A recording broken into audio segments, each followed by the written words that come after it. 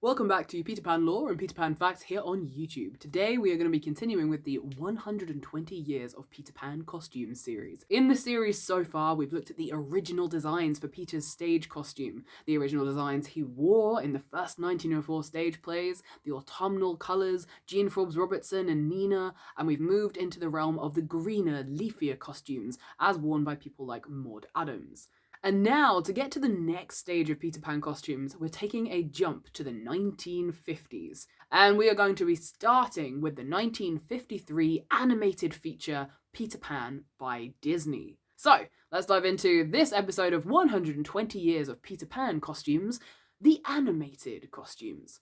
Let's go. When looking at the 1950s Disney Peter Pan costume, I can't help but feel a little bit disappointed. It does, after all, fall a bit flat in comparison to the Jean Forbes Robertson costumes, the autumnal leaves, the green leafy tunics we've had before, all the beautiful details, the stitching, the different hats, the variation, the cobwebby sleeves. It does, in comparison, just fall a little bit flat. But I do have to keep reminding myself there are reasons for this. It was a 2D animated film done in the 50s. They had to make a character they could draw over and over and over again. Of course, it had to be a lot more simplistic than the costumes that came before. I will do a full video breakdown of the entire 1950s Peter Pan movie as well, and the spin-off as well, Return to Neverland. Surprisingly, I like the sequel better, so if you want to hear a full video about that, then let me know in the comments and stick around because that will be coming up on the channel at some point in the next year, I hope, when I've got the time. But for now, back to the costumes. I'll put it up here so that we can have a look at it. So let's talk this through together then. So starting from top to bottom, let's look at this hat.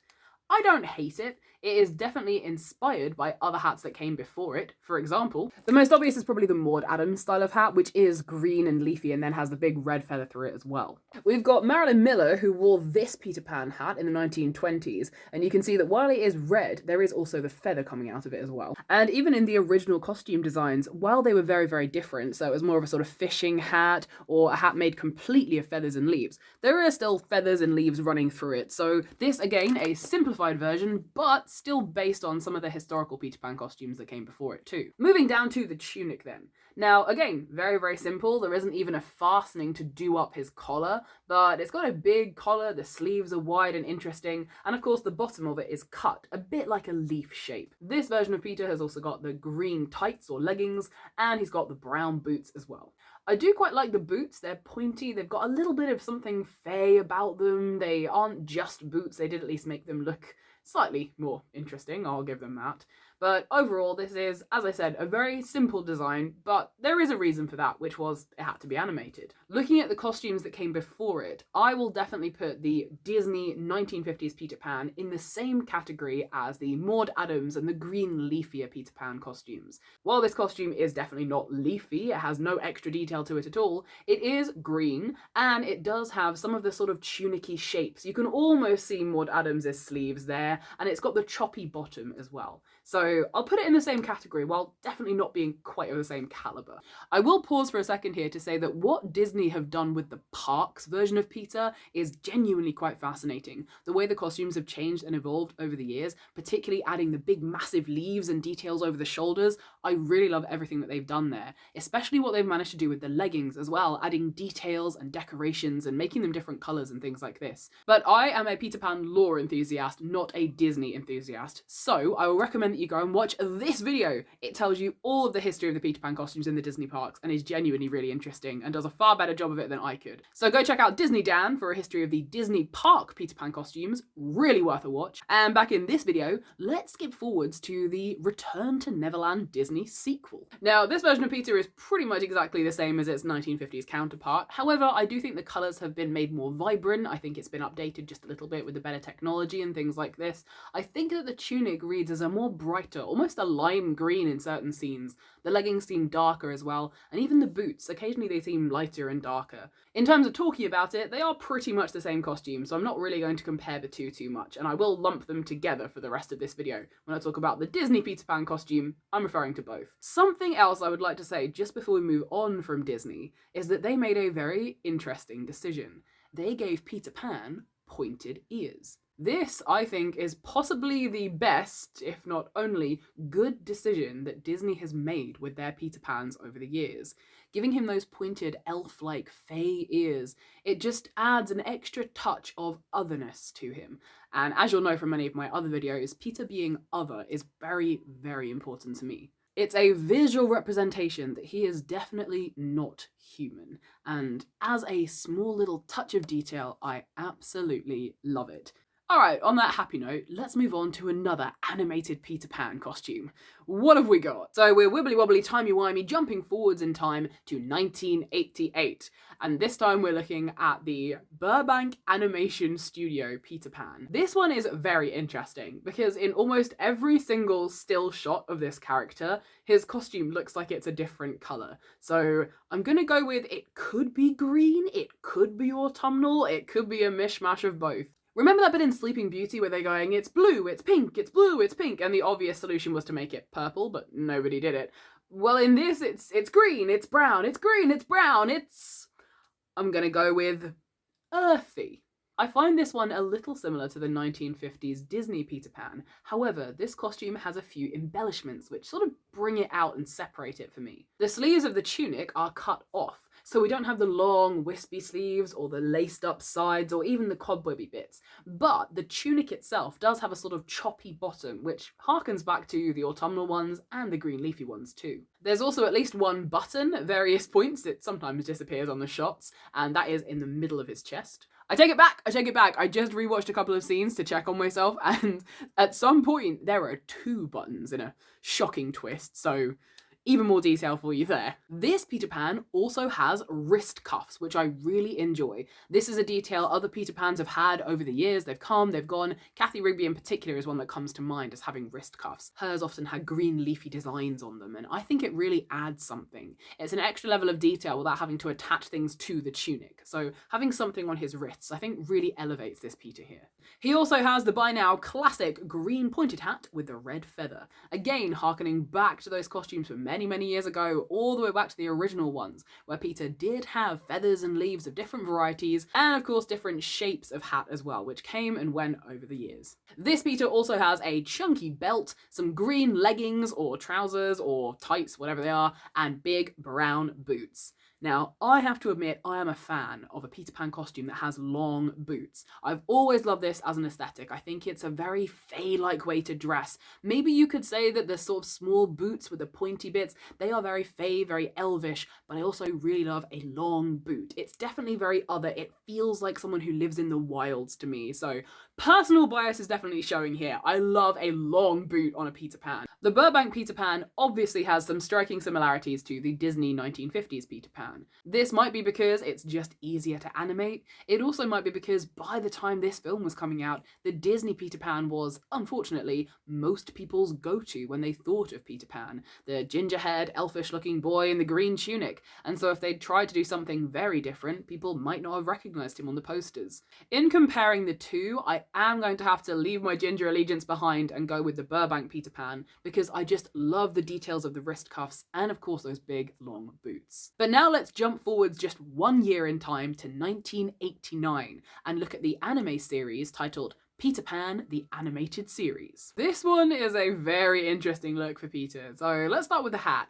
It is more like a sort of bandana that's been tied around his head and it's in a shade of greeny yellowy brown. Looking at the rest of him, this time Peter is not being depicted in his signature tunic. Instead, he's in what I personally see as dungarees, and I think it's brilliant. So we've got the brown sort of overalls over the top, which does have a finally piece of detail doing up the collar. Really love that. We've got the belt and then the cut off half pants at the bottom, which have got the choppy details going around them. We've got the lighter green t-shirt underneath with the flowing sleeves, and then we've got the boots. Sort of a middle ground for me here. It's a sort of ankle boot, so not as high as I like it, but not a small shoe, so I'll give it a pass. Much like the other animated pieces we've looked at so far, they are brown and pointed, so we're sticking with that kind of vibe.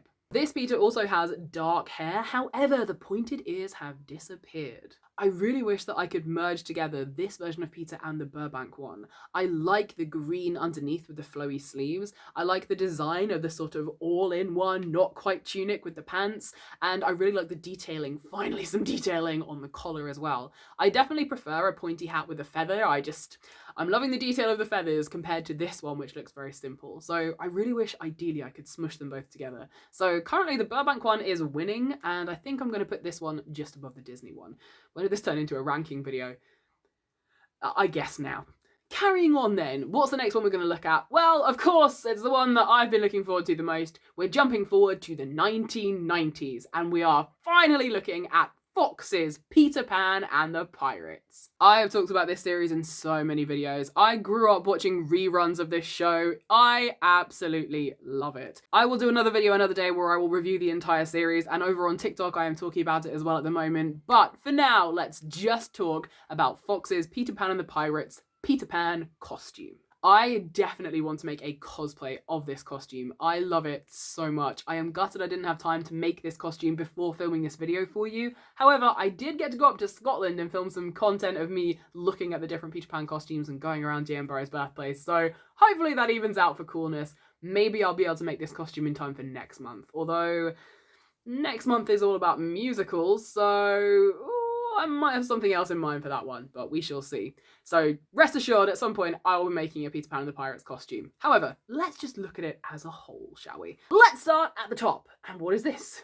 There's no hat! No, indeed. Fox's Peter Pan and the Pirates has broken with the tradition going back to Disney's animation, and this Peter Pan does not have a hat. I think that this is a good decision for two reasons. Number one, if he was wearing a hat, we wouldn't have got to see the awesome ponytail as much. When it flutters around in the wind, you can see it much better without a hat that would be sitting in the way. Reason number two is because this Peter, moving on down a section, has a cape. I absolutely love it. More on the cape in a second, but reason number two why I think giving him a hat would have been a bad idea, a hat and a cape, I think that's just overkill. Let's talk about this cape though. Now, it reminds me so much of the cobwebby sleeves in the original designs for Peter. Even the big leafy designs of the hood that also doubled up as a sort of cape going down his back. And the fact that it's not a sleek cape that flows and it's got some choppy bits to it, it looks worn. This is something I love as well. Moving on down, again, we have a Peter Pan not in a tunic. And again, I'm really loving it. The long brown sleeves have patches on the elbows and a lighter shade of brown at the cuffs with a sort of scraggledy, choppy, leaf-like shape as well. Around his neck, there's another piece of lighter brown with that same choppy, leafy design, which I really love, and again, it calls back to not just the animated versions of Peter, but the original stage costumes as well. He's got the classic Peter Pan belt around the middle, and his pants have also got that choppy shape as well to match the sleeves and the bit around his neck. The boots are slowly growing in size as well. While Burbank had them at the knees and then they went back down to being ankle boots, now we're back up to a sort of mid-calf style light brown boot. And these also have a choppy top which matches his neck and his sleeves as well. The only small downside to this Peter Pan costume is, again, the slight lack of detailing, but again, it's because it's animation, and of course, he doesn't have his pointy fey ears, which, while not being canonical, I personally do see as a part of Peter, and have done since I first read the story. In terms of ranking them, because, well, I've come this far, I may as well carry on, Fox's Peter Pan and the Pirates, unsurprisingly, does take the biscuit, and is number one for me, swiftly followed by the Burbank Peter Pan, and then the animated series, and then the Disney one. Fox's Peter Pan and the Pirates definitely reminds me of the autumnal Peter Pans, going all the way back to Nina in 1904, and Jean Forbes Robertson as well, though slightly less eerie, of course. The autumnal colours, instead of being red, are now brown and earthy tones, but nonetheless it gives the same sort of vibe, and it definitely, with the cloak reminiscent of those leaves, you can imagine if you saw this in real life, there would be more details to it. And perhaps that's what I'll do when I do get time to make a version of this cosplay. Instead of making it plain, I will add all the little details that the animators couldn't, but I will do. But now we're going to jump forwards in time once again to the 2000s, in fact to the 2010s, and we're going to talk about the new adventures of Peter Pan. Now this is described on the wiki as a French-Indian CGI animated series that was produced in 2012. Let's look at that costume then. Interestingly, starting at the top, this Peter Pan does not have a hat. In fact, there is nothing in his hair at all. I don't know why. I was expecting that there was one. When I was picturing this version of Peter, I was expecting a hat. I thought there was one, and now it's really tripping my brain out that I'm looking at this picture and watching this series and there isn't a hat. I do like what they've done with his hair though. In the absence of a hat or a band or a ponytail, I'm very sad the ponytail is gone, I'm not gonna lie, but he does have sort of spiky, quiffy hair, and that is very interesting to look at. So in the absence of a hat, they've done something interesting with the top of his head. Moving down to the rest of the costume, this tunic I absolutely love. Remember when I spoke earlier about what Disneyland have done in the parks for their versions of Peter? Well, these sleeves are very similar. Big, huge, sweeping bits of leaves, sleeves, the big spiky bits that come down and cascade, reminiscing all the way back to those original stage costumes with the leaves cascading over the shoulders, and even the green leafy details of the tunics later on, and this t-shirt that I am thematically wearing today. Yes, this was a deliberate decision. I may or not have a cosplay, but I am on brand. We've got the big arching collar as well, blending into those leafy sleeves, and of course, because it's more modern animation, they can put in much more detail, and they do. You can see the veins running down the leaves of not just the sleeves, but also the tunic itself. It's got the same choppy bottom, which again harkens all the way back, not just through the animated Peters, but onto the stage as well. I do like the pants they've gone with in this as well. They're cut off and choppy, and they give a little bit of sort of pirate vibes, almost as if you could have stolen them from a pirate. They are very natural in colour though, so there's lots of browns and earthy tones to go with the green, again hinting that Peter lives more in the natural world, or the unnatural other natural world. The world of the Neverland. He doesn't live in a house, he lives on an island and has adventures. Coming right down to his feet now and talking about those boots. Sadly, they're not over the knee, but they are nonetheless a cool ankle boot. I love the points, I love the details, I love that they sort of flop over at the top, and in a lot of the pictures I've seen, one of them is flopping down and one of them is sticking up, a bit like rabbit ears, and I really enjoy that decision for Peter to be a sort of a bit of a mishmash and for not everything to be completely coordinated or straight or sorted on his character. This Peter again has dark brown hair, and he does not have the pointed elf-like fey ears either. I really like this costume design. It has so much detailing to it. I love that they've added those leaves to the sleeves. It gives me the feeling of all the different costumes that came before it on the stage. The green leafy colours, and of course the leaves cascading over the shoulders too. The little bits of detail make me incredibly happy. And again, if I was to make a replica of this, I would add extra little bits of detail, particularly a lace up on the collar, that kind of thing.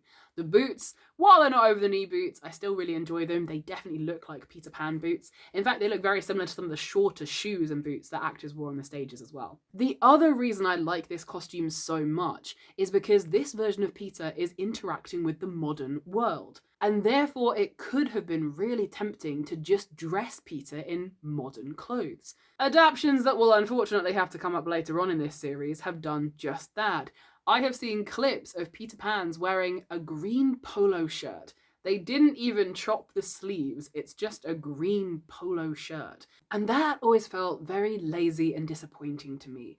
This is how you do a modern Peter Pan, because Peter himself as a character, as a concept, is not a part of the modern world. He is never going to be changing and evolving with the times. He is always going to remain as he is.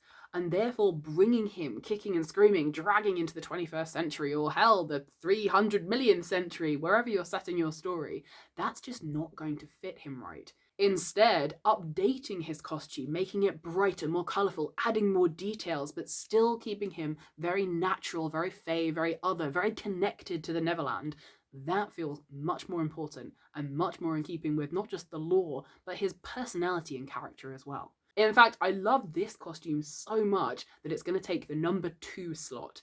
Fox's Peter Pan and the Pirates is going to stay at number 1, so my favourite animated Peter costume is definitely the Fox's Peter Pan and the Pirates. Number 2 is the New Adventures of Peter Pan costume. Number 3 is the Burbank one. Number 4 is the anime series, and number 5 is the Disney version. Before we end this video, I do want to give a special tiny little shout out to Jake and the Neverland Pirates. Now this isn't an adaptation of the story of Peter Pan, so I'm not going to include it in the big list of things, but Peter does nonetheless appear in it. He looks very similar to how he does all the way through the Disney versions. They haven't really changed him too much, but he does have sort of rosy big cheeks, which is quite adorable. He looks just a lot more cute, very kid friendly, a very, very cute, sweet little Peter Pan, so throwing that in as an extra there. It's still in the bottom in terms of costumes because it's just the Disney one again, but it is a lot cuter, so it's probably my favourite of the Disney versions of Peter, I think. He just looks so adorable. And for anyone who is saying, but what about Chippendale? What about the Peter Pan and Chippendale? Yeah, the less said about that, the better. It was